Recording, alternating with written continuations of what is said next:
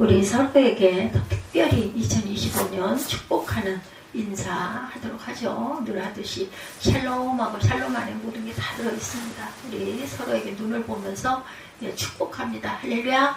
샬롬 샬롬 샬롬 샬롬 샬롬. 하나님 사랑합니다. 여러분 주 안에서 사랑합니다. 새해가 되면 누구나 복 많이 받으세요. 우리나라 특히 우리나라는 복 받기를 굉장히 좋아하죠. 그래서 수저에도 복자가 쓰여져 있고 주머니에도 그죠? 예, 복자를 많이 이용합니다.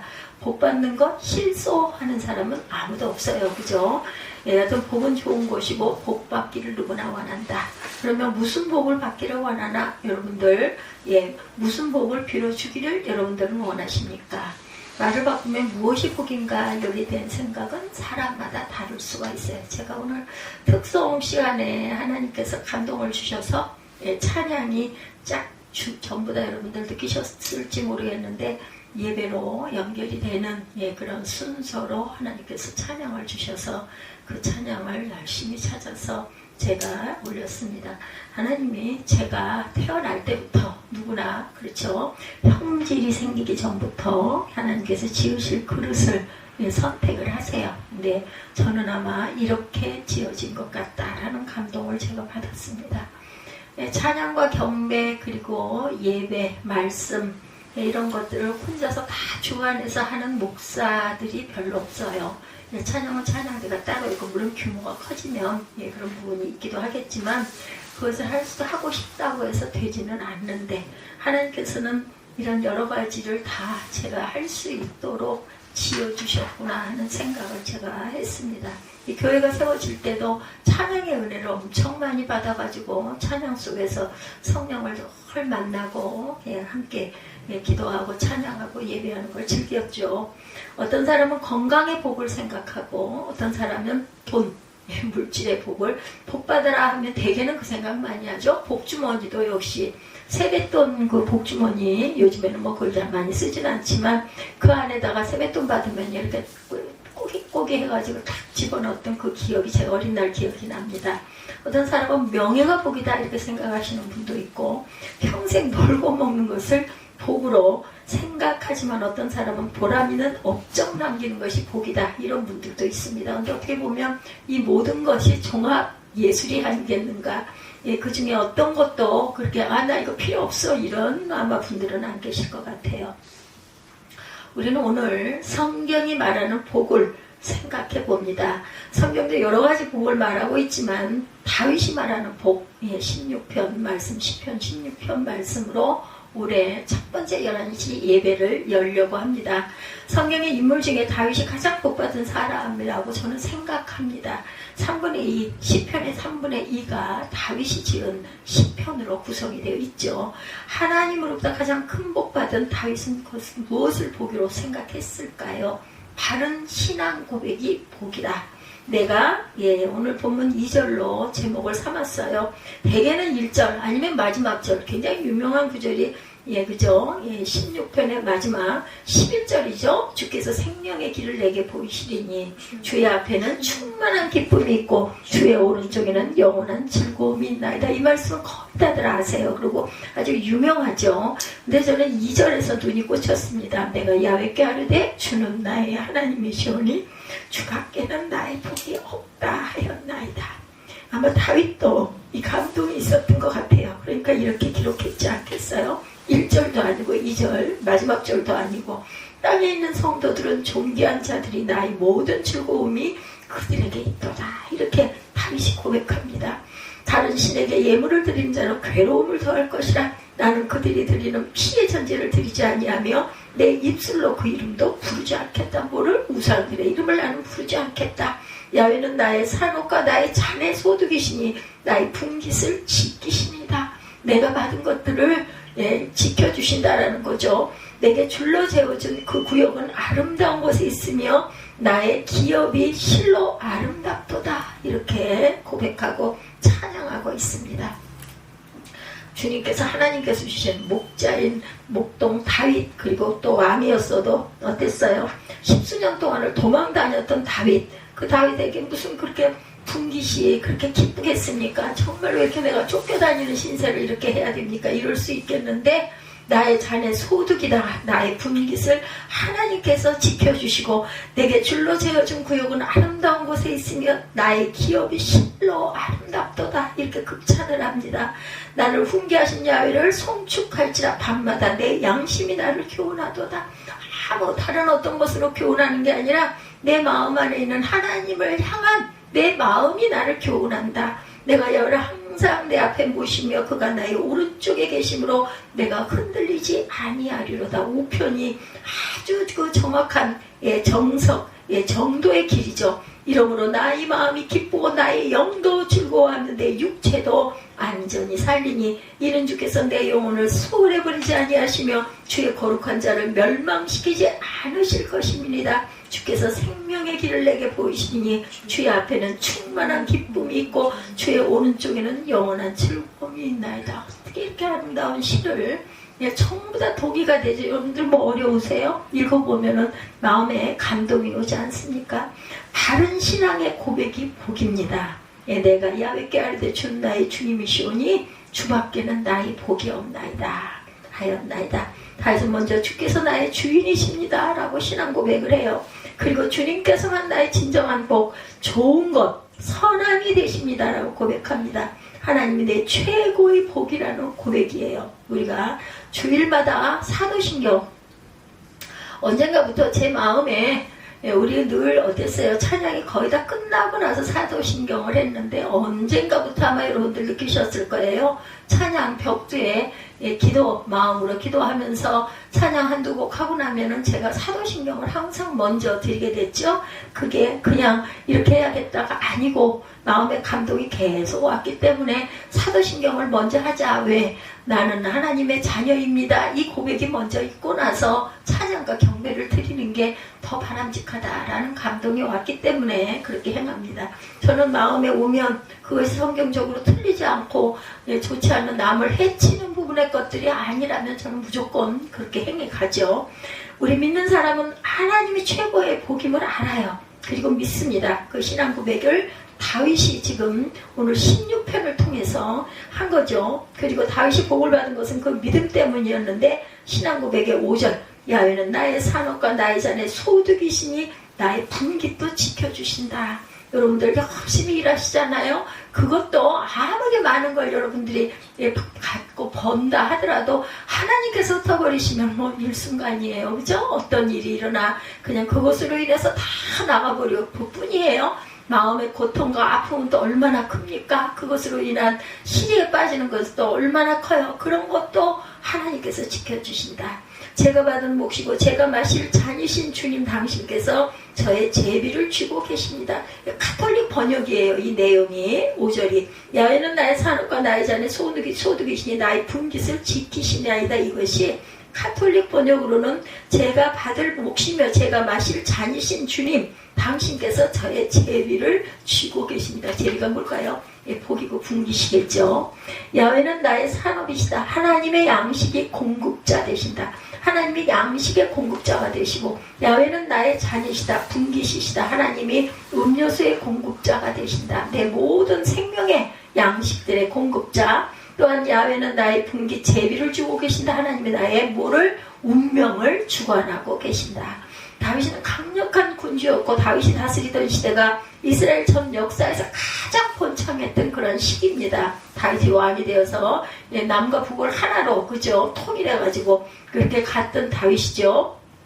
그러나 다윗은 이스라엘의 전 국토가 자기 산업, 자기 잔의 소득이라고 말하지 않아요. 오직 하나님이 주신다. 양식도 주시고 먹을 물도 농사할 물도 주신다. 즉 하나님이 모든 것을 나의 모든 것을 가지고 계시고 운영하고 계신다. 더 나아가 하나님이 다윗의 운명을 쥐고 계시는 것이라고 고백하고 있습니다. 저와 여러분들 그러지 않으세요? 그저 내가 산 내 삶이 내 생명이 제가 어제도 새벽에 일어나가지고 그것을 밤에 준비를 다 해놓고 불릴 거 불려놓고 해놓고는 새벽에 눈이 떠지니까 그냥 일어나서 새벽녘부터 미역국을 끓이면서 그런 생각을 했습니다. 하고 싶어서 한 거예요. 내가 언제 또 이것을 할 수 있을지 이제는 몰라요. 그전에는 뭐 상관없어요. 아유 오래 못하면 내년에 하지 뭘 그걸 꼭 뭐 굳이 내 생일도 아닌데 그걸 할 일이야 이랬을 건데 이제는 정말 내가 이걸 끓일 수 있는 시간이 또 있을지 없을지 몰라. 마음에 왔을 때 얼른 하자. 정말 너무너무 고맙다, 축복한다 이런 마음으로 제가 기쁘게 몸은 고나고 힘이 들어도 기쁘게 내가 그 국을 끓였습니다. 그리고 어제 밤 자정 넘어 에스더 생일이 넘어갔죠. 그러고 나서 너무 배가 고파가지고 밤중에 누가 그렇게 먹겠어요. 근데도 안 되겠더라고요. 먹어야지 내일 예배도 있고 한데 먹자. 뭐 밤에 먹어서 살이 쪄도 어쩔 수 없다. 그러고는 가가지고 국을 조금 렌즈에다 돌려가지고 밥을 한 숟가락 말아서 그냥 먹었는데 와 꿀맛 같더라고 배가 고프니까. 그래서 하나님 감사합니다 했습니다. 그러면서 먹어요.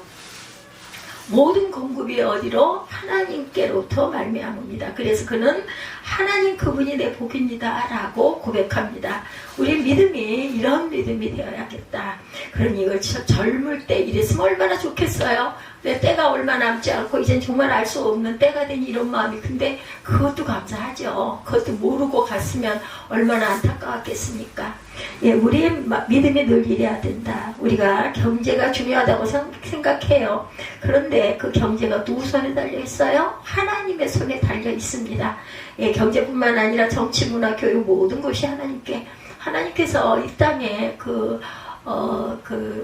대통령 재임 시대에 이런 체포영장이 발효가 된 게 처음이라고 합니다. 우리나라 처음인데 뭐 세계적으로도 처음인지까지는 제가 잘 모르겠지만 어쨌든 그건 그래요. 예, 제가 그 이승만 대통령 그 역사 속에서 보고 그 이후로는 박정희 대통령부터는 제가 어린 날 뵀으니까 알죠. 사진으로 뵙고 뉴스로 들었고 했으니까 알지만은 처음인 거 맞는 것 같아요. 그리고 계엄령이라는 게 선포된 것도 제가 느끼기에는 6.25 때는 더나 심했겠지만 그때 제가 기억이 없고 그죠? 그 이후에 태어났으니까 그렇겠지만 계엄령이 발효된 것도 제가 알기로는 처음인 것 같습니다.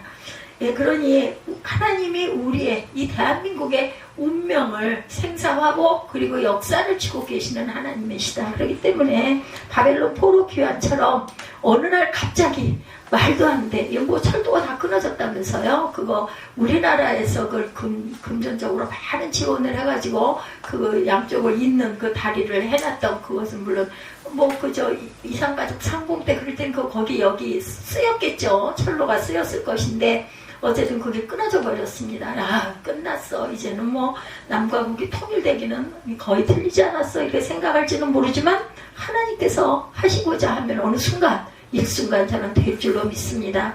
그래서 이런 어려움, 이러한 정말 어수선한 이 때가 이것이 뒤집혀서 남과 북이 통일되는 물꼬가 트일 수도 있겠다라는 그런 마음도 저는 물론 소망이니까 들겠지만 하나님께서 하시면 못할 것이 없어요. 그죠? 예, 그래서 보면 항상 아이고 불가능해. 말도 안 돼. 이제 틀렸어. 예, 제가 어떤 일도 그렇습니다. 이건 어려워 안 되겠네 라고 생각하고 포기하려고 그러는데 꼭 그런 일들이 일어나더라고요. 저는 오히려 거꾸로 이것도 통일로 다가가는 어떤 한 걸음 성큼 달려가려고 하는 그런 하나의 그 실마리가 되지 않을까 이런 생각을 합니다. 여러분들 들어보셨는지 모르겠어요. 두레마을 김진홍 목사님 설교에 이런 이야기가 있다고 하네요. 90년대에서 2000년대 초까지 북한을 이분이 많이 방문했다고 그래요. 그때 경험한 이야기인데 평양에 갈 때마다 꼭 고려호텔 2층에 있는 서점에 들려서 책이나 비디오를 살펴보고 골라서 사왔대요. 이 김진홍 목사님이. 세 번째 갔을 때 서점에 들렸더니 특별한 제목의 책이 있더랍니다. 김일성 그이는 하나님. 책 제목이 이렇더래요. 김일성 그이는 하나님. $10를 주고 그 책을 샀다고 합니다. 가방에 놓고 귀국할 때 비행기에서 읽어야지 이렇게 생각을 하고 챙겼는데 귀국할 때 고려공항은 평양에서 북경으로 간다고 그래요. 그러면 북경에서 서울로 오게 돼요. 바로 이쪽으로 오는 게 아니라. 그래서 비행기 앉아서 그 책을 꺼내서 읽었답니다. 아주 충격을 받으셨대요. 이 목사님이. 이거 보통 문제가 아니다. 이거는 통일 문제가 아니라 영적 싸움이다. 이런 느낌, 이런 깨달음을 받으셨다고 합니다. 왜냐하면 김일성 그이는 하나님 그 책에 사도신경을 바꿔놨더랍니다. 여러분들 짐작하시겠죠? 모두 다 하나님의 이름에다가 무엇을 김일성은 넣겠죠. 전능하사 천지를 지으신 하나님 아버지를 내가 믿사오며, 아주 소중한 말씀이죠. 모든 공교의 신앙 고백의 기준이 사도신경인데 그 책에는 사도신경을 변형을 시켜서 전능하사 당과 인민을 영도하시는 김일성 주석을 내가 믿사오며 그 외아들 김정일 동지를 내가 믿사오니 이는 공산당으로 잉태하사, 이런 식으로 미제국주의자들에게 박해를 받으시고 저리로서 인민을 해방하러 오시리라, 이렇게 쓰여져 있더랍니다. 그리고 맨 끝에 아멘 했더랍니다. 그리고 북한 곳곳에 가봤는데 현수막이 많더래요. 가는 데마다 현수막에 김일성 어버이는 우리와 영원히 함께 계신다, 임마누엘 하나님이시죠? 이런 식으로 표기를 해서 붙여놨더랍니다. 성경에 임마누엘을 본다는 거죠. 전 세계 동상이 제일 많은 나라가 로마 제국이 아니라 북한이라고 합니다. 북한 그 좁은 땅에 김일성 동상이 29,000개가 세워져 있다고 그래요.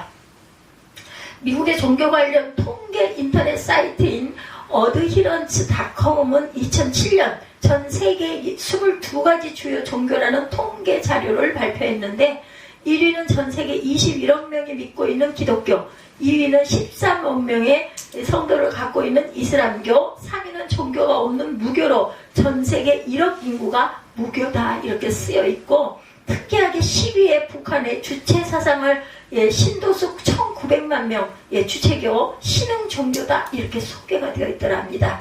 그들이 볼 때 북한의 주체 사상은 하나의 사상이 아니라 사이비 종교라고 생각을 했다는 거예요. 그 사실은 탈북자들이 먼저 인정하고 있다고 합니다. 북한이 못 사는 이유, 김일성을 하나님으로 고백하고 김일성을 최고의 복이라고 잘못 믿기 때문이죠. 그러므로 하나님을 바로 알고 바로 믿고 신앙 고백할 수 있는 것, 이것이 큰 복이고, 우리가 남한에서 이렇게 자유롭게 예수를 믿고 예배를 드리면서 살 수 있는 것이 복 중에 가장 큰 복이라는 것 잊지 마시기 바랍니다. 두 번째, 아름답게 보는 마음이 복입니다. 이런 마음 갖고 있는 것. 3절이죠. 땅에 있는 성도들은 존귀한 자들이니 나의 모든 즐거움이 그들에게 있도다 말씀하고 있어요. 다윗은 이스라엘 백성들을 존귀한 자들이다, 이렇게 부릅니다. 그래서 이스라엘 백성을 돌보는 것이 다윗에게는 즐거움이라고 고백해요. 이 세상 권세자들 중에 특히 독재자일수록 자기 백성을 어리석은 백성이라고 믿는 위정자들이 많아요. 대체적으로 공산주의자들이 그렇죠. 16장 3절 한번 다시 보죠. 땅에 있는 성도들은 존귀한 자들이니 나의 모든 즐거움이 그들에게 있도다. 4절이죠. 다른 신에게 예물을 드리는 자는 괴로움이 더할 것이라. 나는 그들이 드리는 피의 전제를 드리지 아니하며 내 입술로 그 이름도 부르지 아니하리로다. 여러분들 안 부르시죠? 야훼는 나의 산업과 나의 잔의 소득이시니 나의 품깃을 누가 지켜주신다? 하나님께서 지켜주신다고 이렇게 고백하고 있어요. 이 세상 권세자들 중에 특히 독재자일수록 자기 백성을 어리석은 자들이라고 그런 생각하는 사람들이 많은데, 공산주의자들이 그런데 자기가 아니면 백성들이 도탄에 빠지기 때문에 자기만이 어리석은 백성을 통치할 자격이 있다고 선전을 한답니다. 특히 공산주의 국가의 특징은 국민을 단속하고 통제하는 데 있는데, 왜 단속을 해요? 왜 통제를 해요? 근본적으로 어리석인 백성이다 라고 믿기 때문이다. 난 민주주의는 백성들을 존중하죠. 다윗은 백성을 존귀한 자로 보았고 백성을 위하여 일하는 것이 즐거운 일이다, 이렇게 고백을 합니다. 하나님이 맡기신 백성임을 믿기 때문에 백성을 아름답게 보는 다윗의 마음이 복인 거죠. 6절에 내가 줄로 재어준 구역은 아름다운 곳에 있으며 나의 기업이 실로 아름답도다. 이게 거기 있는 백성들은 정말 아름답다라고 고백을 하는 거예요. 나를 훈계하신 야훼를 송축할지라 밤마다 내 양심이 나를 교훈하도다. 내가 야훼를 항상 내 앞에 모시며 그가 나의 오른쪽에 계심으로 내가 흔들리지 아니하리로다, 이렇게 고백하고 있습니다. 6절에 줄로 재어준 구역은 이스라엘 백성이 가나안 땅을 차지하고 난 다음에 이루어진 땅 분배를 의미해요. 여호수아가 가나안 땅을 12지파에게 나누어 주었죠. 그때 제비를 뽑아서 땅을 결정했어요. 이것은 우리 눈으로 보면 그야말로 복이죠. 복불복입니다. 어디를 누가 뽑을지 알 수가 없어. 제비를 뽑아서 분배를 해줬기 때문에 제비 뽑은 땅은 어떤 땅, 어떤 지파에게는 산지가 배정되고 어떤 지파에게는 평야가 배정되고, 그럼 평야가 좋지 않겠어요? 이스라엘 땅이 다 옥토가 아니죠. 물 좋고 산 좋은 땅도 있겠지만 어떤 땅은 자갈밭들이 있어요. 근데 이스라엘 백성들은 자기에게 배정된 땅을 하나님이 주신 땅, 하나님이 내게 줄로 재어준 구역이다, 이렇게 믿은 거죠. 그 믿음을 다윗이 가지고 있었다. 이스라엘 역사를 보면 농사 잘 되는 비옥한 땅을 배정받은 지파는 처음에는 좋아했지만 그 땅이 나쁜 점도 많아요. 비옥한 땅은 그 땅을 노리는 외적의 침략들이 많습니다. 그래서 전쟁과 침략에 늘 시달리는 고통을 겪고 갑니다. 반면에 산지를 배정받은 지파는 그 땅을 개간하여 살기가 힘들어요. 그래서 다 어려움이 있죠. 그러나 먹고 살기 힘든 지역이지만 험준한 산지이기 때문에 쳐들어오는 민족이 없어요. 그래서 산지의 지파는 비교적 평온하게 살 수 있다. 힘이 들긴 하지만 어쨌든 이스라엘 백성들 어떤 땅이든 자기에게 배정된 땅을 하나님이 주신 기업이다, 이렇게 믿었다는 거죠. 하나님이 주신 땅이 이게 아름다운 땅이다, 이렇게 믿고 감사했다. 비옥한 평야는 농사 잘 돼서 좋고 험준한 산지는 안전한 땅이어서 좋고, 무엇이든지 긍정적인 시각을 가지고 좋게 바라보는 눈을 가졌어요. 그것이 믿음의 눈이었고, 그 믿음을 가진 사람이 바로 그 사람 중에 대표가 누구? 다윗이다. 다윗이 나의 기업이시도 아름답도다라고 고백하는 것은 참으로 나는 빛나는 유산을 물려받았습니다. 새 번역에 이렇게 번역되어 있습니다. 여기서 하나님이 나에게 물려주신 기업은 단순히 땅만을 의미하지는 않아요. 하나님이 내게 주신 환경, 하나님이 내게 주신 가정, 자녀, 하나님이 내게 주신 건강, 하나님이 내게 주신 재능, 은사, 하나님이 내게 주신 사명까지가 다 포함되어 있다. 그 모든 것이 아름답다고 고백합니다. 감사하다고 고백해요. 이 마음이 귀한 마음이고 이 마음이 하나님의 복을 베풀어 주시는 마음들이다. 이런 마음들을 저와 여러분이 가져야 되겠죠. 하나님이 내게 주신 것들을 아름답게 여길 줄 알자. 태어나고 보니 부자도 있고 태어나고 보니 가난한 사람도 있어요. 태어나고 보니 머리가 좋은 사람도 있고 아둔한 사람도 있습니다. 태어나고 보니 건강 체질도 있고 태어나고 보니 약골 체질도 있어요. 어떤 것을 가졌든 하나님이 주신 것임을 믿고 아름답게 생각하고 감사할 줄 알다. 그게 바로 어떤 마음? 복된 마음이라는 것입니다. 근데 문제는 내가 받은 것을 정말 불편하고 불평하고 또한 남의 것을 좋아 보이는 그런 점들, 그런 마음보다는 복을 받을 수 있는 것은 하나님이 내게 나는 왜 이렇게 생겼을까? 나는 왜 이렇게 키가 안 컸을까? 나는 왜 이렇게 살이 쪘을까? 이런 모든 것도 하나님이 주신 것이기 때문에 내가 감사하고 감사하자, 그리고 잘 보존하자, 이런 마음을 가져야 된다. 나의 분복을 기뻐하고 감사할 수 있어야 하는데 다윗이 바로 그 마음을 가졌다. 그 곽선희 목사님이 연세가 많으신 분이죠. 결혼 주례를 할 때 이렇게 설교를 하신다고 그래요. 사람은 아무래도 복을 타고나야 된다. 사람이 마음대로 뭘 하는 것 같아도 그런 게 아니다. 어떤 복을 타고나야 하느냐? 자체 부모를 잘 만나야 한다. 내가 신부 보고 이야기를 했대요. 아주 예쁜데 그 예쁜 얼굴 당신이 만든 게 아니라 부모를 잘 만나서 친정어머니가 예뻐서 예쁜 거지. 무슨 수로 예뻐지나? 부모를 잘 만나서 오늘 이 자리에서 이렇게 결혼을 하게 되는 거고 이게 복이야. 이렇게 말씀을 하신대 그분이. 이건 내 노력의 대가가 아니거든요. 이건 복이다. 하나님께서 주신 복이다. 둘째, 스승을 잘 만나야 한다. 유치원 선생부터 대학 교수까지 내 정신 세계를 인도해준 모든 선생님들을 잘 만나는 게 얼마나 중요한지 모른다. 이거 한번 잘못 만나면 인생이 망가지죠. 이단에 빠진 사람들. 요즘에 보면 대학가에 그렇게 이단 사이비들이 많이 들어온다고 그러죠. 그거 잘 분별할 줄 알 텐데 왜 그렇게 노예가 돼서 끌려다니는지 이해가 안 된다고들 얘기를 해요. 한번 발이 빠지면 절대로 빠져나오지를 못한다고 합니다. 좋은 선생님을 만나는 거, 좋은 지도자를 만나는 거 복이다. 세 번째, 아내와 남편을 잘 만나야 한다. 이것도 내가 선택하는 것 같지만 알고 보면 하나님이 맺어준 복이다. 그러고 보면 복이란 하나님께서 내게 베풀어 주셔야만 내가 누릴 수 있는 거라는 거예요. 그래서 이 모든 것이 하나님이 내게 주신 아름다운 유산이다 하며 감사하는 사람이 진정으로 복된 사람이다. 까마귀와 비둘기가 같을 수 없듯이 만족하지 못하는 영혼이 불평하고 원망을 일삼는 영혼과 같을 수가 없다.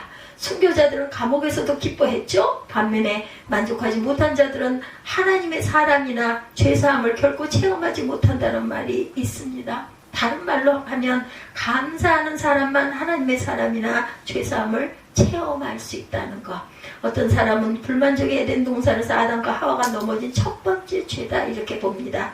감사와 만족을 누리지 못하는 것은 악한 영의 권세에 사로잡힌 것이다.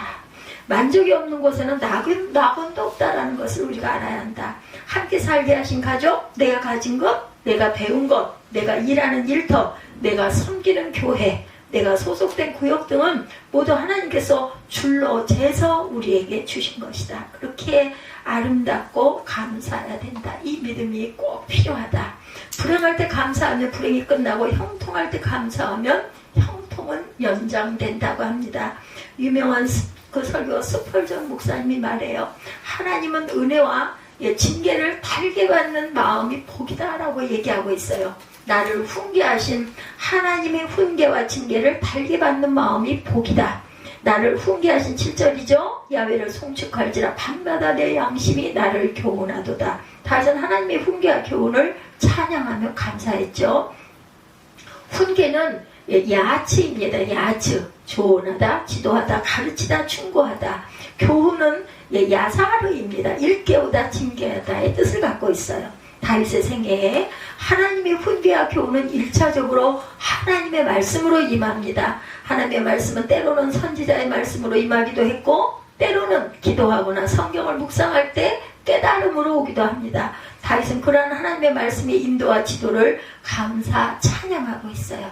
여러분들 16절 그 16장 그 시편 읽어보시니까 어때요? 아유, 아멘, 아멘, 아멘, 아멘. 그죠? 미처 생각하지 못했던 이런 부분들이 어쩌면 이렇게 함축되어서 기가 막히게 나에게 와서 닿을까? 이런 마음이 들지 않으십니까? 7절 후반절에 밤마다 내 양심이 나를 교훈하도다. 그래서 그 주무시기 취침 전에는 누우셨어도 괜찮아요. 마음으로 하나님 오늘도 이렇게 잘 살게 해주셔서 너무 감사합니다 하고 마음에 혹시 후회되는 거, 버리끼는 거, 잘못한 거 이런 게 느껴지시면 그 다음에 꼭 우리가 살면서 혼자 살지 않잖아요. 내가 누구에게인가 나도 모르게 뭔가 그죠 말로라도 이런 좋지 않은 그런 인상을 아니면 마음이 아픈 어떤 행동을 언어를 했더라면 꼭 기억했다가 그분을 따뜻하게 위로하고 또 미안해요 하고 사과할 줄 아는 저와 여러분들 되십시다. 항상 보면 자연적 밤도 의미하지만 영적인 밤, 그죠?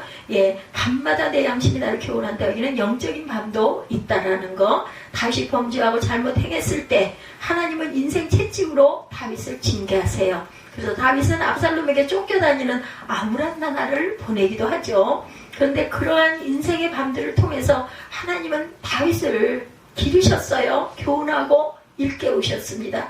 다른 길을 가게 하셨고 하나님은 징계까지도 감사하고 찬양하고 있었다. 하나님 가르친 것 징계를 달리 받는 마음이 바로 복받는 마음이죠. 다윗이 압살롬에게 쫓겨 예루살렘을 떠날 때 시므이라는 인간이 다윗에게 막 욕설과 저주와 죄를 막 뿌리죠. 그 욕을 듣다 못해 다윗의 부하 아비새가 다윗왕에게 간언하죠. 사무엘하 16장 11~2절에 보면 내가 강을 건너가 저놈의 목을 벨까요? 이렇게 얘기를 합니다. 그러자 다윗의 답변이 이러했죠. 야훼께서 그에게 명령하신 것이니 그가 저주하게 내버려 두렴. 혹시 야훼께서 나의 원통함을 감찰하시니 오늘 그의 저주 때문에 야훼께서 선으로 내게 갚아주실 줄 알겠는가. 이렇게 얘기를 해요. 이 부분 대개는 그러면 그냥 죽이고 싶지 않겠어요? 내가 이렇게 쫓겨가고 있는데 나를 저주해 이럴 수도 있는데 다윗은 오히려 하나님이 그를 시켜서 나에게 이렇게 한 것이면 하나님께서 나를 불쌍히 여기셔서 이것을 갚아주시지 않겠느냐 이런 마음을 가졌다는 거. 저도 그렇습니다. 억울하거나 마음이 아프면 막 순간 화가 나죠. 원망이 되죠. 밉죠. 그래서 나중에 생각을 하기를 하나님 내 마음 중심 아시니까 참 억울할 때가 많죠. 그렇게 마음을 위로하고 나면 마음이 편안해져요. 우리가 아무도 안 보는 것 같지만 그 사람 속내를 누구도 모르는 것 같지만 그 사람은 그렇게 생각할지 모르지만 하나님께서는 우리의 외모를 보지 않으시고 우리 중심을 보세요. 마음 가운데를 보시기 때문에 반드시 내가 이 아픈 이것이 나중에 그 화가 복으로 돌아오겠지. 이런 마음을 가져 마음이 평안해진다. 저 욕은 하나님이 시키신 것이니 내가 달게 듣겠다는 마음이죠. 그리고 마음속으로 다짐합니다. 내가 다시는 저런 욕을 듣지 않도록 하나님 앞에 바르게 살아야지.